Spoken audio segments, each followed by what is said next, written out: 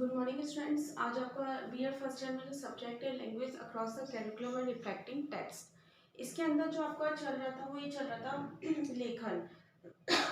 जैसा कि मैंने आपको बताया था, लेखन क्या होता है, जिस तरह पढ़ना और सुनना सबसे महत्वपूर्ण माना जाता है, उसी तरह लेखन की जो प्रक्रिया होती है वो भी सबसे ज़्यादा महत्वपूर्ण मानी जाती है।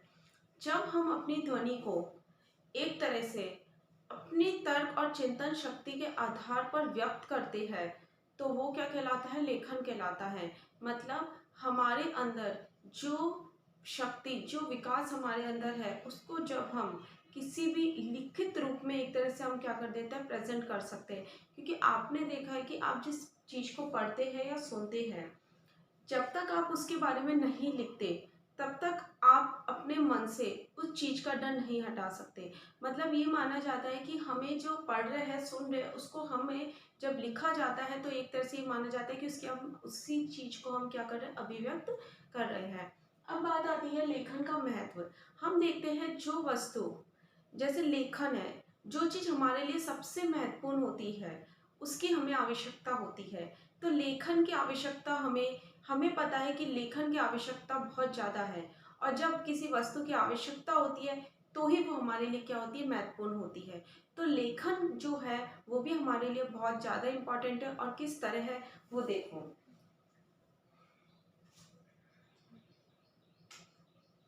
लिखना हमारे लिए महत्वपूर्ण है क्योंकि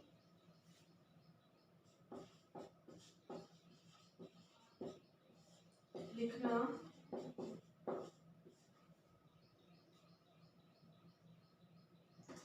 हमारे लिए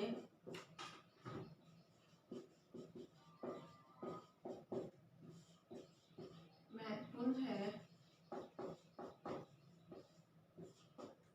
क्योंकि नंबर 1, लिखित रचना के द्वारा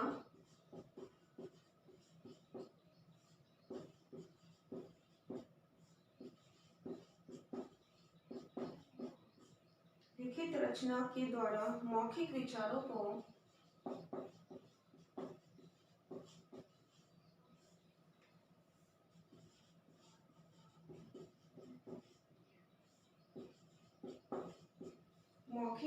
को व्यवस्थित किया जा सकता है।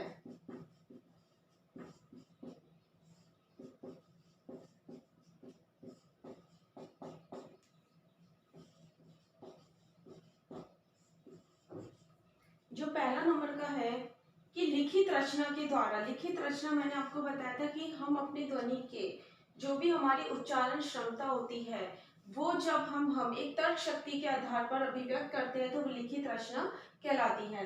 तो लिखित रचना के द्वारा मौखिक रूप विचारों को व्यवस्थित किया जा सकता है। जो जैसे कि मैंने हमें आपको बताया है, जो हम जिस कंटेंट को पढ़ते हैं और सुनते हैं, जब हम उसको प्रेजेंट करते हैं तो वो लिखना कहलाता है। तो जो हमारे मौखिक विचार है, जो हम बोल रहे हैं, जैसे आप देखते हो वेबिनार्स होते हैं, सेमिनार्स होते हैं, उसके अंदर जो हम बोल रहे हैं उसको हम लिखते भी है। तो वही चीज है कि हम मौखिक विचारों को क्या करते हैं, व्यवस्थित किया जा सकता है। मतलब हमें पता नहीं हमें किस तरह सिस्टमेटिकली बोलना है, तो लिखा हुआ हमारे पास होता है तो हम उस चीज को सिस्टमेटिकली बोलने की कोशिश करते हैं। तो पहला नंबर का है, लिखना हमारे लिए इसलिए महत्वपूर्ण है क्योंकि हम मौखिक विचारों को व्यवस्थित कर सकते हैं इसके माध्यम से। फिर सेकंड नंबर आता है, सेकंड नंबर होता है पत्र, समाचार पत्र,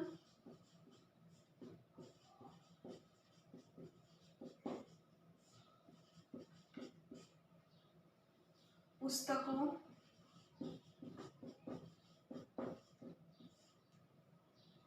आदि के माध्यम से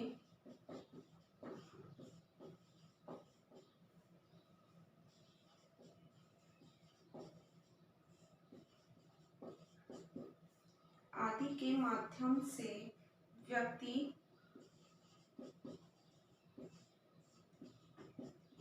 या व्यक्तियों के विचारों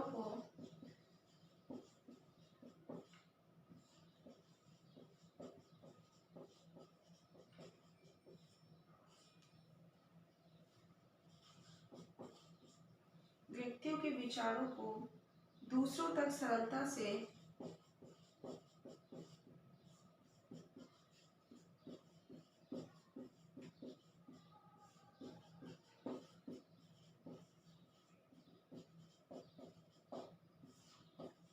पहुंचाया जा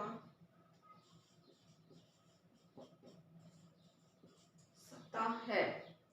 जैसा कि मैंने आपको बताया था कि जो पढ़ना होता है, जब कोई श्रोता हमारे सामने होता है तो हम क्या कर सकते हैं, बोलकर अपने विचारों का अभिव्यक्त कर सकते हैं। लेकिन अगर हमारे जो श्रोता है वो दूर है, तो हम अपने विचारों को लिखित रूप में अभिव्यक्त करते हैं।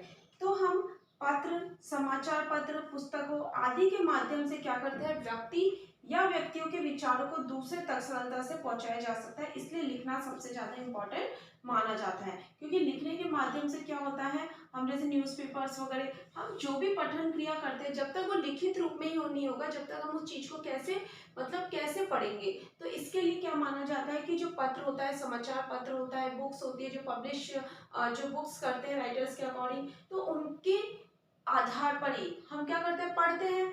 इसलिए इनके जो विचार होते हैं, इस प्रकार के विचारों को हम दूसरे व्यक्तियों तक सरलता से पहुंचा सकते हैं अगर वो लिखित रूप में होती है। फिर थर्ड नंबर का आता है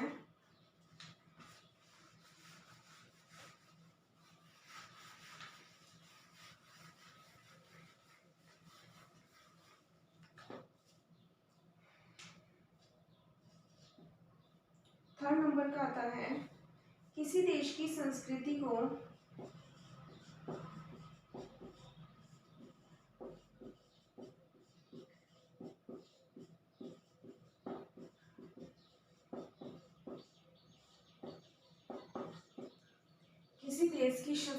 को लिखित रचना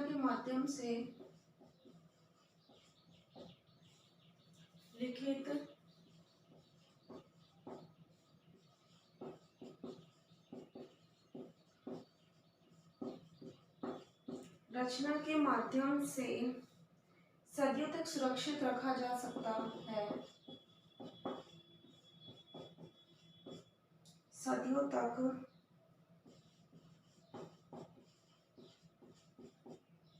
सुरक्षित रखा जा सकता है। किसी भी काल की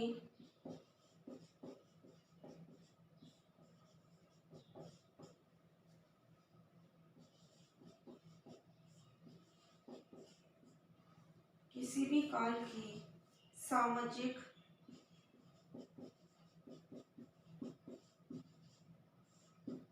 राजनीतिक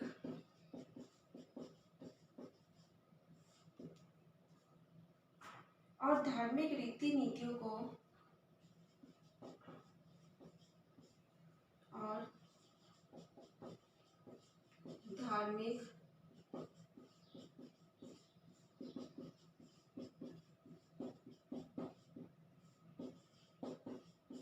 नीतियों को दूसरों तक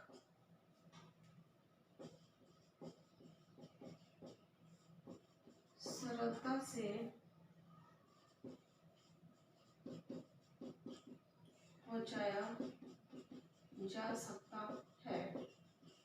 देखो, किसी देश की संस्कृति को लिखित रचना के माध्यम से सदियों तक सुरक्षित रखा जा सकता है। जैसे आपने देखा है, रामायण होती है, महाभारत होती है, या पुराने काल की पुराने जो रीति रिवाज है, पुराने जो लोग होते हैं, उनकी जो संस्कृति किस प्रकार की थी, इस तरह आप जो सब देखते हो, तो उसको हम अगर लिखित रूप में रखते हैं तो लिखित रूप के मतलब लिखित रचना के माध्यम से ही उस तक हम सदियों तक उस चीज को संभाल कर रख सकते हैं, ना कि मौखिक रूप से।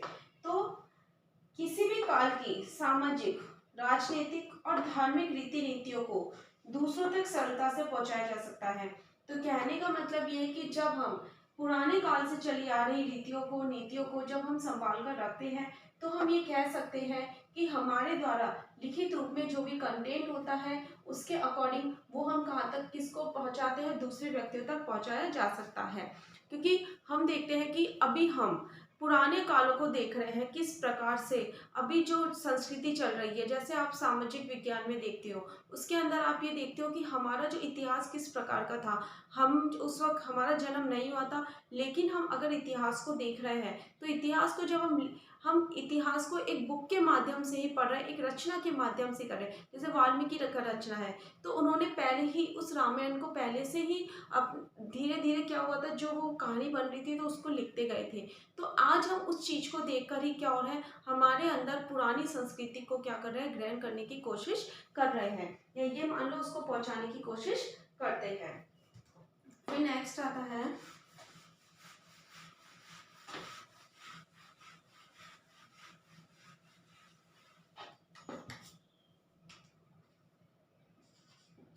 फोर्थ नंबर, लिखित रचना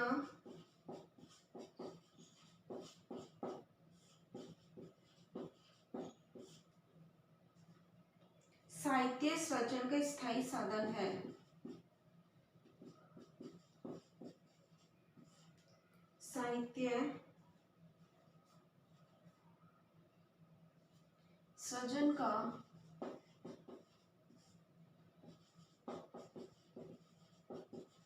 स्थायी साधन है। जैसा कि मैंने आपको बताया था कि जो लिखित रचना होती है हमारी संस्कृति की को स्थायी रूप से रखती है। तो वही चीज है, जब हम साहित्य पे आते हैं तो साहित्य का जो सृजन हुआ है वो लिखित रूप से ही हुआ है, और जो हमेशा क्या रहता है, स्थायी साधन है कि हमारे द्वारा, मतलब हम जितने भी साहित्य से रिलेटेड ग्रंथ वगैरह पढ़ते हैं, तो अगर हम उसको लिखित रूप में देखते हैं तो ये माना जाता है वो एक तरह से साधन माना जाता है हमेशा रखने के लिए, मतलब स्थायी रूप से बच्चे उस चीज को पढ़े, ठीक है, या फिर लिखित रचना के माध्यम से ही हम क्या करते हैं, साहित्य सृजन को स्थायी रूप से रख सकते हैं। फिर नेक्स्ट आता है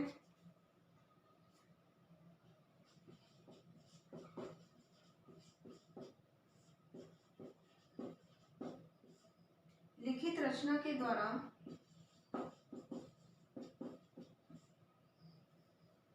बालकों या लेखकों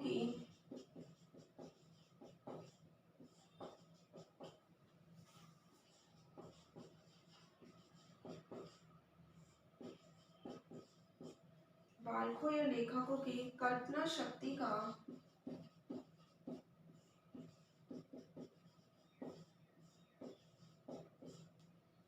विकास किया जा सकता है।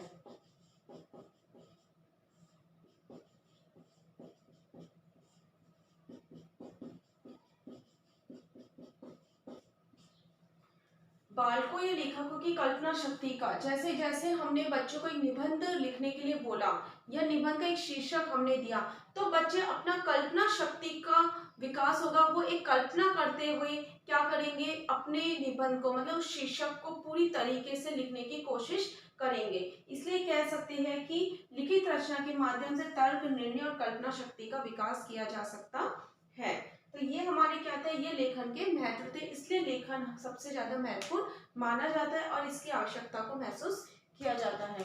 अब आपका गृह कार्य है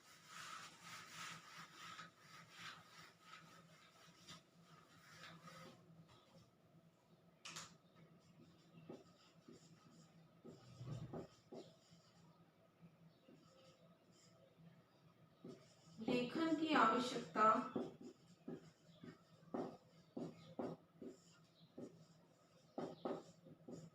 क्यों महत्वपूर्ण है,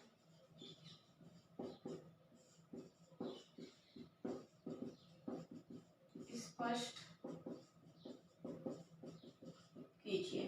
ठीक है, लेखन की आवश्यकता क्यों महत्वपूर्ण है, स्पष्ट कीजिए।